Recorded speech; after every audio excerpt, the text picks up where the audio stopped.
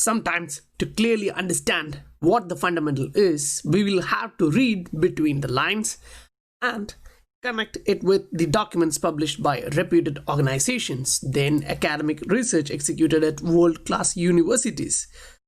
That also matters because they guide the regulators with precise research results. And when the partner organizations of Ripple actually highlight or advocates the usage of this landscape changing technology, and that too from Amazon Web Service, we should understand big things are built in, and these are being built behind the curtains. So we will have to read through lines to understand that. So in order to do that, we will have to go through different documents, read it. Sometimes we'll have to read the entire stuff and then try to connect it with the key points which we see or understand from the governmental level documents. But for that, we are here, right? The scientific investor family. We do that so that you don't have to go through all of that. Now, if you do want to go through that, you can just type in these headings in Google and you will find that. Now, after understanding the facts, if we can scan through the current events, we will be able to clearly understand the value brought to the table and the current price of this asset, which is clearly not matching. And in my opinion, this asset is highly undervalued. Now, it's common sense, and anyone with the basic cognitive ability can actually understand the value of the asset after going through these documents, because it doesn't only talk about Ripple the company, it also talk about Ripple the asset, meaning XRP. Welcome to the Scientific Investor channel, where we discuss crypto and science behind investing regularly. In this Bank of International Settlement website, you can find this in annual economic report. Now, just by reading through it, the key takeaways, you can actually clearly understand the important points which we are going to connect it with the other documents. So we can easily widen our knowledge base about the future of financial industry here. Now, when reading the first one, central banks play a pivotal role in maintaining safety and integrity of payment systems, right? We know that, definitely. Now, this pandemic and resulting strain on economic activity around the world have confirmed the importance of central banks in payments. So this is considering the current events, what is happening all around the globe, right? It's not something old. But when you go through the next one, digital innovation is radically reshaping the provision of payment service. Did you actually notice the terminology used here? Radical change, radically reshaping the provision. Have you actually heard it before in the Scientific Investor channel? Hope the Scientific Investor family is actually familiar with it. And then the central banks are embracing this innovation. Now, if you still doubt what I say, you can just come into Accenture. You can find this, type in this title in Google, you can find this file. Now, yes, you don't have to actually go through the entire file. Instead, you can just directly jump into the bottom area of the file. And then you will be actually able to see this.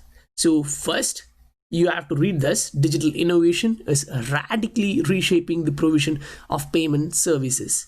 And okay, read further. Central banks are embracing this innovation. So what was the innovation? It's a radical innovation changing the payment space. So here it shows Ripple has proven technology. It is already in operation with banks like Santander and Fedor and is being implemented by others. Then it says governments and central banks are interested and supportive of the technology.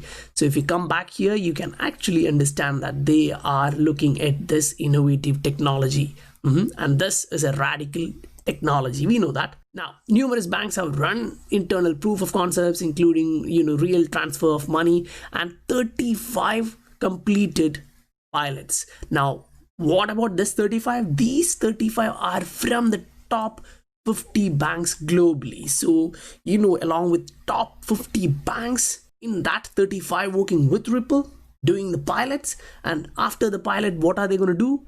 These banks are ready to go. So along with the central banks, which we can see here, the giant banking institutions are ready to go. But we don't actually know whether every giant bank in this particular document is actually announced through Swell. So hopefully in this Swell event, we are gonna expect a lot big names. Because when we are gonna expect that, we know that it's gonna change the entire landscape. Anyway, now moving on to the next one.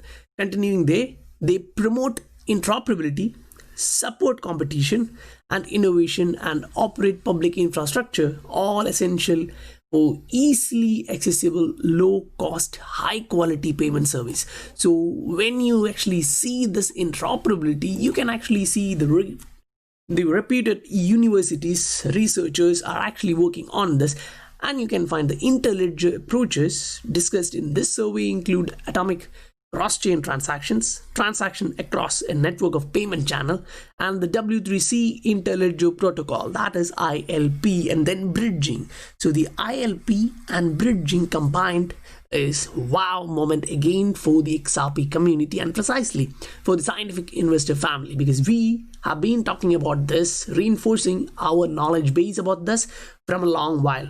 Hope you guys actually understand that. Anyway, let's continue. In this one, when you read further, it reads the approach are compared according to whether they support the transfer or the exchange of value. So it is about internet of value. It is not only about the moving of message or information, it is about payments. Not only the messaging side of payments, but also the settlement side of the payments. Now, when we talk about the quality documents, talking about what we are just saying, you can find this one from BIS. This is a long document, so what we are concerned here is present in this file somewhere around here, page 22. So that is digital assets and the internet of value. We just talked about the internet of value, right? So it is about moving money. And then in the Bank of International Settlements, you can see the central banks as critical as ever in the digital era, and themselves innovate. So they are trying to innovate themselves. Now, when they are doing this, they are receiving a support or help from someone else. Where? Public sector intermediaries who set higher standards for safety, risk management, and they come up with sound innovation in payments. That looks familiar. That really looks familiar. So if we actually connect here, someone is talking from governmental level about this, and when you look at the Amazon web service here, you can see someone advocating this technology. Now, yes, they are talking about the 3 old technology name, because we have rebranded into the on-demand liquidity. Now, these are not the name, but here you can actually directly see this on-demand liquidity, which is the ODL for XRP, but now it's combined, kind of. You can directly access the on-demand liquidity if you actually want to. So that is the area where you can actually see the digital asset XRP. Now remember, they are not using the name cryptocurrency, they are using digital asset. So this is one of the biggest companies in the world, or the sister part of that, and they are using this word. So they are into this completely. We can understand that. Now if you see this one, we actually discussed a similar chart yesterday, so I'm not going to explain it in detail, but what you have to actually connect with this is when the corresponding banking relationships are going down, the associated cost with the Nostro Vostro and the reconciliation entire stuff of Swift kind of goes down. So that along with this one kind of coordinate back with this one, because they are radically reshaping the payment services. So if you understand that this was the previous scenario and it is being slowly reducing due to regulatory issues, associated cost, and now something just pops up and say, don't worry, we can solve that. We can do that in seconds with limited cost. So this is how it works, right? And when we see this, for most of us, it will be familiar, but the highlight here is, say, the exchanges here. And if you just saw the recent news from Brazil, they are allowing exchanges, crypto exchanges, to be acting as financial service. They have no issue. Why? I say this is because of this. And I saw one news which is really surprising, like Brazil came out and stated, we're gonna stop WhatsApp Pay from Facebook. So this one really looks like it is happening. Like a central bank is coming out again and saying no to a Facebook product. Now here it's WhatsApp's payment, right? And if you remember this one, back in 2019, Central Bank of Brazil recognized cryptocurrency as money. So when they are recognizing crypto exchanges, then, as financial service, there is nothing to worry about for them, because they already have a new payment system coming in, which already, abides by every regulatory issues. Say the upcoming issues with the Swift and others kind of lagging behind us with ISO 20022, for which Ripple is already prepared, and every partner organization within Ripple is already prepared. Now we just talked about Ripple meeting Brazil and how that turned out. Now this one is tweeted by Peter Vass, and he's showing this. Ripple meets Central Bank of Cambodia, SBI Asia to implement ODL. So different aspects of Ripple and on-demand liquidity. So we can now ensure that another central bank is going to do something like this if Facebook or any other tech giants come out and try to do this, because the disruptors are actually disrupting and the banks are trying to stay relevant. Otherwise, as we told previously, now they are going to miss their breakfast, and if they don't disrupt themselves using technologies right from Ripple, then they will be, staying hungry without their lunch and dinner. That's for sure. Now, we actually talked about cryptocurrency exchange and how that interact in the payments for Ripple. And then we actually understand India is launching its first cryptocurrency exchange. That kind of goes like good, right? And then you have to think like, already Indian banks are wired within Ripple. Now, yes, that's kind of, the old Xcurrent software, which doesn't actually use the digital asset XRP or Ripple. But here, with this new advancement, it can be done easily. And we also know that the Binance trading platform is entering there. So they are going to give their, the world-class level expertise in India, and they are going to do this. And when they are doing this with recent announcement from government, unless some stupid politicians come out saying we're going to ban this thing is going to work smoothly. So as far as I'm concerned, I think this is going to go live, because in different documents like this one, we have actually seen, like if you go on top of this one, we can actually see they are highlighting India as a payment corridor for vendor payments, India as a payment corridor for bidding, functional currency, local supporting currency. So they already know that, like say for example, they showed it this here, South Korea, and now we know that a lot of partnership in South Korea for Ripple, like Senbi, G-Money, and they are live now. So compare it to the politicians in South Korea, we can clearly understand what's happening in the governmental level in India is slow. Now, yes, the corruption is so high. If you want to do that, you have to actually give them what they want first. Otherwise, these fellas just doesn't allow you to do any type of innovation. Now, this is another document. I hope this is kind of really new for you guys, because this is actually talking about the Treasury Performance, and they're comparing it with Ripple and Swift. So when these organizations who actually work for research and innovation for treasuries, they can understand that not just the average Joe is looking at this, it's about everyone, or at least when the treasuries are coming in, it's gonna be a change in a lifetime. So anyway, we are here, so we don't have any issues. Now they talk about the status quo, which we know that the legacy system, and they then introduces Ripple, and then they showcases the Swift's other initiative, which is GPII. Then say, so they're gonna try this, they're gonna do that, but still, when you read this, you can actually understand it's just like what Ripple executives said. It's kind of a Ferrari cover put above the Ford Model T. It really is, because when you actually read through the document, you can actually understand they are leveraging the current Swift messaging and correspondent banking system. Still, they are basically a set of rules to commit banks to behave more responsibly. So that's what this shit is all about. It's nothing like an innovation. You can't actually call this an innovation, because I don't think personally this is an innovation. Now, what do you think? You can actually let me know in the comment section below, because in this one, there is one key take too, because when we go down, we can actually see the comparison, how it actually works. Even with the GPI, it's no way around Ripple, but they actually have more number of banks working with them. And at the same time, in the conclusion, it is also said that in the rational world, this provides better ability, so everyone should be jumping there. But they doesn't actually move like that. It doesn't actually happen like that. They doesn't grow that faster, because regulators and other stuff's hard to be clear.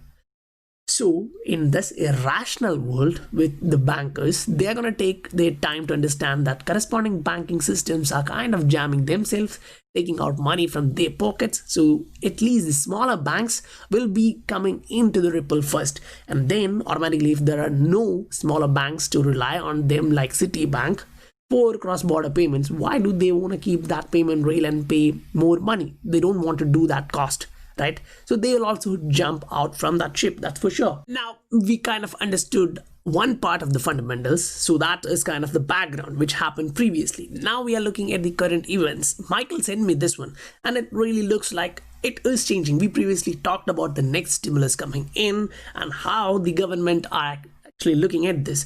So here we can actually see on June 30th, US Senate Banking Committee will hold a virtual hearing titled Digitization of Money and Payments. So when they are talking about money and payments, you should actually look what the Bank of International Settlements, who directly deal with these kind of steps, actually have to say. Now, we just understood that. So I hope the scientific investor family is familiar with that stuff. Now, this is again a tweet from Bank of International Settlement showing central banks and payments in digital era, the special chapter of BIS annual economic report. Now we jumped through that. So hope at least scientific investor family in the XRP community is updated with relevant and up-to-date information connecting the current events. Now Ripple shows this. In last 6 months, 80% of Ripple net customers are coming into the cloud. Now recently we saw newcomers into the cloud system because the entire landscape is changing, the infrastructure is being laid out into a new model, so they actually need to go into that. Now this one from Matt actually shows this could allow payments of Ethereum smart contracts with R3, but the settlement asset would be XRP there. Why? Because we know that previously when the networks of Ethereum was actually being jammed due to the network congestion, the payments were being sent through XRP ledger, because it supports every shitcoins, literally every shitcoins, like let's say Ethereum, say BitTC, any TC, if they want to do payments, exchange value during congested times, they need to opt for something scalable, which do payments in a frictionless manner. So that's why we are here, right? The XRP ledger is present there. Now everyone is saying the price is going down. It's being, you can take either this as a negative side or a positive side. But for us in the scientific investor family, we already talked about this. We are trying to concrete the foundation of every one of us. And this is what is actually happening in the top area, where those guys who hold high amount of XRP, say 150,000 XRP, 400,000 XRP and more, they're actually buying huge now. It's changing there. Whereas even from 80,000 and below, it's kind of slow. Now, yeah, majority of us would be in this or just below that, say in 2%, 4% or 5%. But, and then like these guys below the 5% are saying no, this is shitcoin, I'm gonna dump this. At the same time, we can see the top end is actually buying, accumulating more and more. So what are you gonna do? The same, like the smart money, or just say no, this is a shitcoin and I'm gonna go out? Now guys, I hope you actually received value from the content, and if you did, please do support the video, hit that like button, and if you haven't subscribed to the channel and if you're new here, do hit that subscribe button. That helps the channel grow. So I'll meet you guys next day with another excellent episode. Bye for now.